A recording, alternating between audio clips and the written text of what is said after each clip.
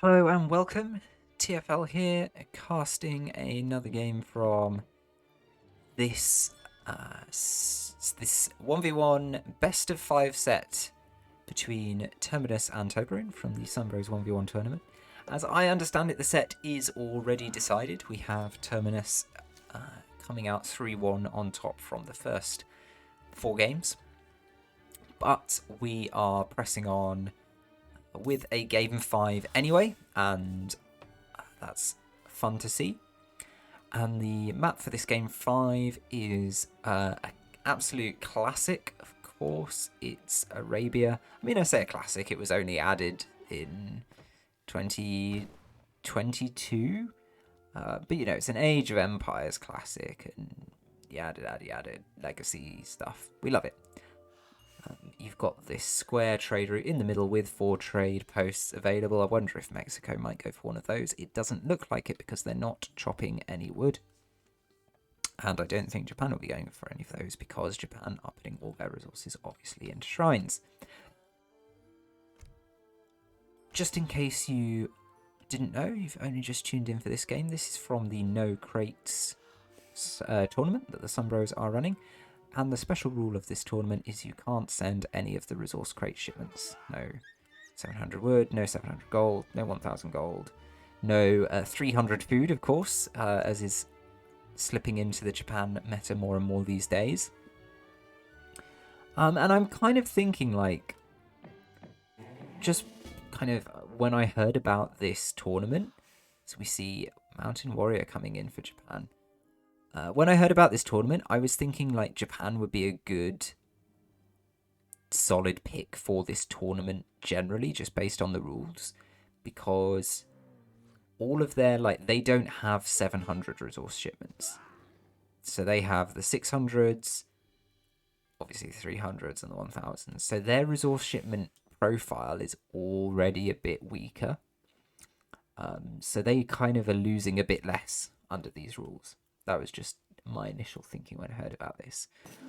But like as a demonstration of how Japan can play under these circumstances, as we see, I didn't know diplomatic intrigue was allowed, but apparently it is.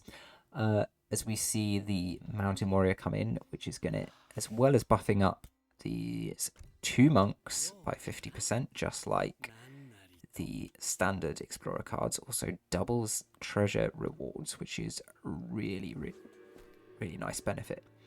And you'll notice this was something I saw in the earlier games. The Japan player kind of keeping some of the treasures on in where you would think of as their half, their territory, keeping them around until that card has come in so that they can maximize the value, basically, so that they're not sending that card and then finding, oh no, all the middle of the map treasures have been depleted. And yeah, we certainly saw in the Vindian set, actually, with Japan against Lakota coming in for the kind of counter treasure raid, treasure steal. I thought Mexico were going to go for that, but actually, no, it looks like they were just having a little poke around the enemy base here. We've got some age ups going on, so the Torii Gate's coming in for Japan. That's the big XP boost, and also ships a samurai and a military wagon. And we'll pop over to Mexico. It's Tlaxca for Mexico, which is gives you the villager shipment and the Jesuit native embassy shipment. And that could mean anything. That can combo quite nicely with a boom, a long age 2, or either of the age 2 revolutions for Mexico. If we look at Mexico macro, oh, look at this 350, 350, 350. So we are definitely looking at a revolution here for Mexico. And the wagon has gone down to a saloon. So I can tell you right now, a 4 minutes 24, and if Japan had been aggressively scouting the middle of the map, they would know that we're seeing Barger. We are definitely seeing Barger because it's an early saloon from that military wagon, and it's loads of wood and gold being gathered in transition. So here it comes. I mean, Japan are going to find out about it in 15 seconds anyway. Mexico have gone Barger. They've done it with 2 shipments stacked. I'm assuming they're not allowed to send foreign investment. I mean, it's got a flipping crate on the resource picture, right? But actually, they've got plenty of other options. They've got the factory and they've got the 7 outlaws. There's also the 6 outlaws and trade post attack card. Trade post wagons going down here. 1, 2, 3 trade posts being taken. The Japanese early samurai is going to be sent packing. And you can bet that we're going to see these 7 outlaws spawning out of this hacienda here, and they can immediately start putting pressure on this Japanese trade post, which you don't see very often. And it's kind of like everything goes out the window now. Whatever Japan were thinking of doing with this game, they now need to simply pivot towards getting as much military and other defense down as possible, as quickly as possible. Because the Baja California army is here at 5 minutes 45, so you've got, those are definitely goons, because Baja doesn't have access to any hand cav. So we've got 3 cowboys and an assortment of light and heavy infantry totaling 19 units, 13 villager filibusters coming into the base, and they're going to start working on this shrine. They're going to get it down pretty quickly, because filibusters have an okay siege and shrines have a pretty low base HP. Now, I noted Japan have got... I'm going to be pausing a lot here because, you know, this is going to be a very fast game one way or another. So we've got Japan are training Yumi, switch the shrines over to wood in order to do so. That's absolutely the right thing to do because, as mentioned, Baja don't have any access to any cavalry or really artillery, any hand cavalry or really artillery, so they can't really do anything that counters archers or skirmishers. But Japan also deciding that this is go time because they're going to be popping all of their Minutemen. Could maybe have like held out for another 30 seconds or so. I know it's scary versus Baja to hold out because you think, oh, they're destroying my staff and they're just getting stronger and stronger. But in a sense, it can be the best thing to do because all their momentum is already like down on the table. They're not really getting that much stronger. Baja now shipping in coach guns, which is 6 outlaws and gives their trade posts in attack. The trade post attack probably not going to be relevant because I don't see annexation coming out here.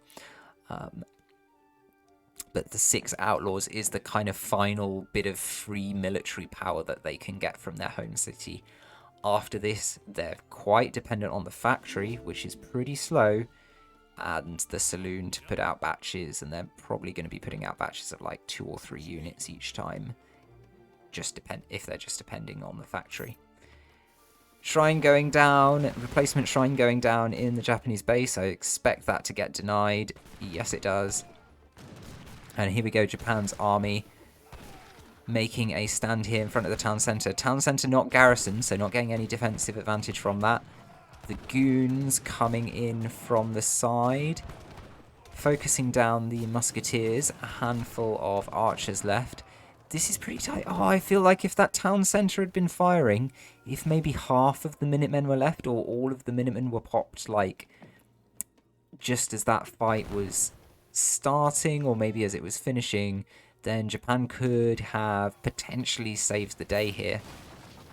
Another shipment available for Baja, but without the 600 resources, it's probably going to have to be something like Capitalism or Soldier of Fortune, something fairly long-term.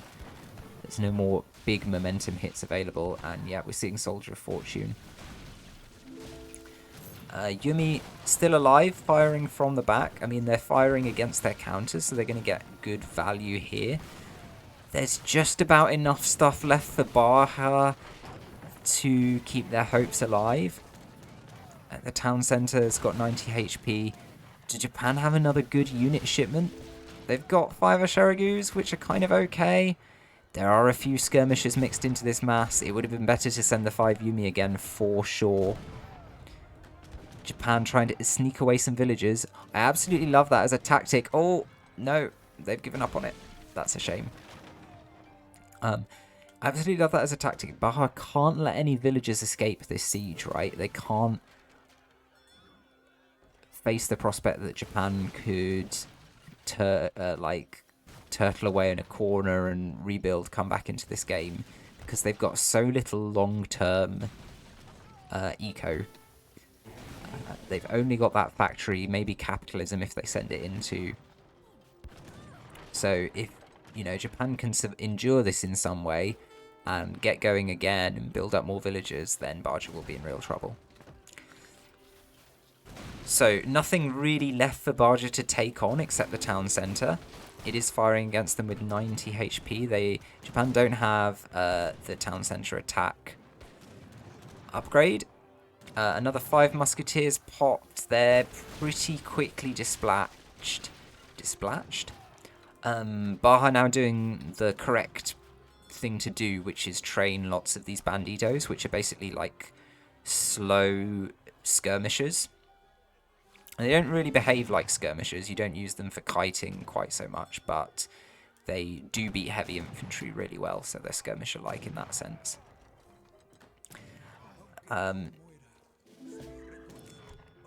So Japan would actually be smart to send cavalry here. Don't have the 3 Nagi shipment. Do have the Daimo, who could potentially be an option. Yumi archers are also fine. Really need to get down a barracks or something so that they can train some more of these Yumi archers, because they have enough resources for a batch. And you know, right now, like, if they had a barracks and they were just putting out batches of Yumi archers non-stop, even with just these 5 and then another 5 and then another 5 in a couple of minutes to back it up, I think they'd be able to turn this around. But this is still pretty sketchy for Japan. Still very, very knife-edge stuff, I would say. It's just 10. It's just 10 banditos, just 10 skirmishes. Oh, another 5 coming, so it's now actually 15, and that's sort of quite a big numbers difference, actually. And that's all Japan have to deal with, and then this game will be over. Mexico have not got any long-term viability. But they haven't got the units on the map right now to do it. Their villages are still locked up inside the town centre. Only 5 in the town centre, actually, so a bunch have escaped. We'll just quickly try and track them down. So 3 up here, 7 down here. Okay, so I'm guessing the town centre is being sacrificed, and the 5 villages therein are as well. I've got this barracks out the back. That could potentially be a lifeline as well. Mexico haven't seen it yet. I'd say it's really important to Japan not to reveal this barracks by sending the units straight in. Training musketeers, which are really the wrong thing to be training here. These 5 villages are going to be lost. Oh, these musketeers are going to absolutely fall down like dominoes to this group of banditos. Not any use at all. I think ideally want Yumi. Can't really risk going for Cav because Baja have absolutely loads of anti-Cav options, but Yumi will do fine here. Japan focusing on the wood for a replacement town centre, putting it down up here nice and high. Going to be hard for Mexico to find, but Mexico have found their replacement barracks. So that's another 200 wood they're going to have to fork out to build it again. It's turned into what you sometimes get with Baja games, this sort of cat and mouse situation between 2 very knackered out and depleted sides. Actually, 7 villages on the map here for Baja. So they're coming back in with that. I want to confirm how they got to 7 villages. Obviously, 3 here from Baja California territory. Have they been spawning them from the Hacienda all this time? No, the Hacienda's on coin. Do you know where the other 4 villagers came from? Is there another villager card? I don't think so. Oh, of course, from Tlaxia Textiles. Very nice. Yeah, so 7 villagers, but it's pretty hard for Toblerone to pick up any more than those 7. So that's probably where it ends. Trickle economics coming in here, which is going to improve that trade route income. But the trade route's not really upgraded. Don't think they're interested in upgrading it to Stagecoach. Would be a great move to upgrade it to Stagecoach. And I do know the factory's gone over to wood now, so maybe we're going to see Stagecoach. That's like 12 villagers. Stagecoach would be like 12 villagers plus 60%. So what's that, like 18, 19, 20 villagers worth of resources. That would be huge. So a really viable option here. We're seeing a bit of a lesson in all the things Baja can do after the enemy has sort of been mostly knocked out and reduced to just a handful of villagers. And we're seeing now this southern group of Japanese refugees got unfortunately taken out. So now it's just the 7 villagers up here in this North TC trying to survive. And I think Mexico have seen that TC as well. So they're not going to have much time to get their business in order before facing another attack. A sad batch of 2 musketeers coming out. A couple of archers coming out from the Daimo as well. The Daimo going in to fight against anti-cav. And yeah, this is a pretty sad situation. And there comes the GG from Terminus. So the final aggregated total, taking everything into account, result of this set will be 3-2 in favour of Terminus. But certainly very nice to see Toblerone get a consolation point at the end there. In terms of that game, like, so in some sense, like a textbook Baja. Of course, Baja were like hindered by the fact they couldn't send the 600 gold, couldn't send that twice. And, you know, I noticed a little bit of a loss of momentum there just after the 7 Outlaws and the 6 Outlaws all come in. Unfortunately, I maybe think if Terminus had just played the defense a little bit differently in terms of the, like, timings, when they, like, took the fights, when they sacrificed, it could have been a different result. It was really, like, hair-edge stuff. There were some points there where Baja was down to, like, I think 5 or certainly, like, 8 aggressive units. And the thing with Baja is you just have to wipe them out once and then they're pretty much finished.